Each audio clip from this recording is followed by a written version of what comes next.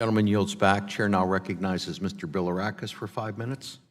Thank you. Thank you, Mr. Chairman. I really appreciate you holding this hearing. This is something that's affecting all of us, but particularly our seniors, what they're going through. Inexcusable what's happening, particularly Mr. Summit, your testimony with regard to Moffett, which is in my area, 6,600 calls in 90 days. That information, I mean, and our patients, cancer patients, you know, they're being, again, tricked into these calls, and they're giving the information. I mean, I would give information out too if Moffett were calling me. I would think it would be legitimate. So we've got to do something. And I appreciate you holding the hearing, Mr. And we are doing something. We are responding. So I appreciate it in a bipartisan fashion.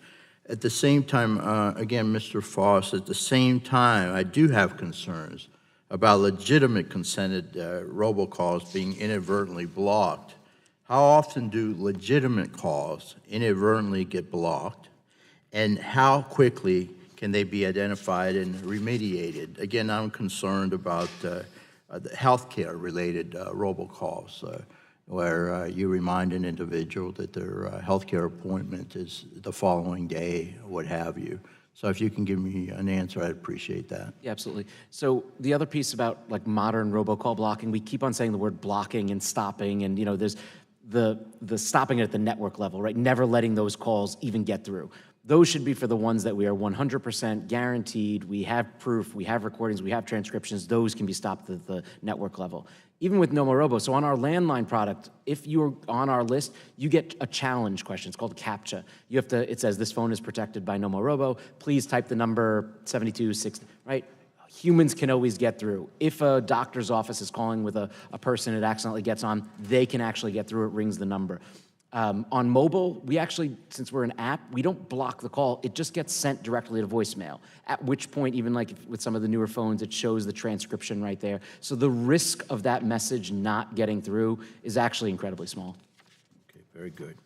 Again, I appreciate the approach of better information sharing between FCC and industry and Mr. Latta's Stop Robocall Act. I would love to work with him. He's a good friend on more specific public-private partnership ideas as it continues through the process.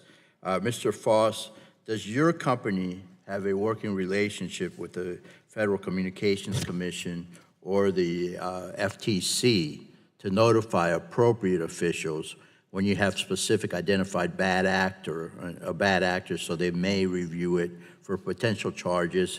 If not, is this something you would consider? Yeah, absolutely. So our genesis, right?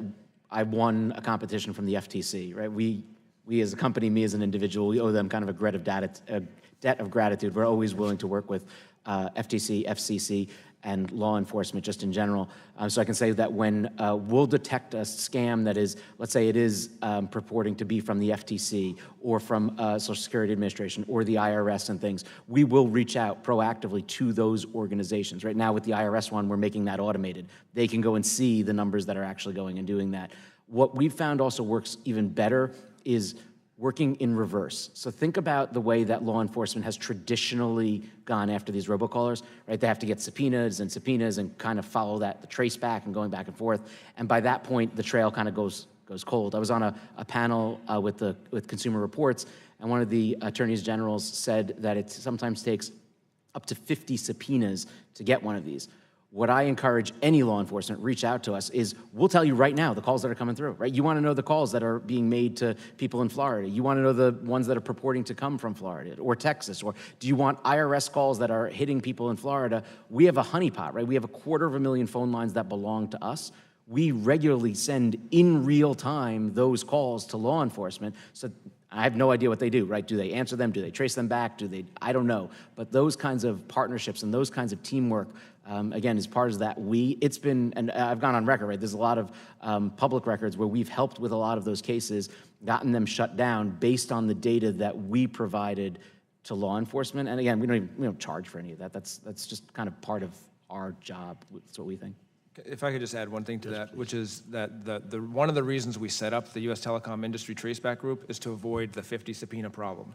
So what we are able to do is, rather than having somebody have to go to each individual carrier who may be in the call path and subpoena each of them individually, because the Communications Act provides for this, we can do the whole traceback from involving every single carrier who's involved in that call without having to go through a subpoena for each one of them.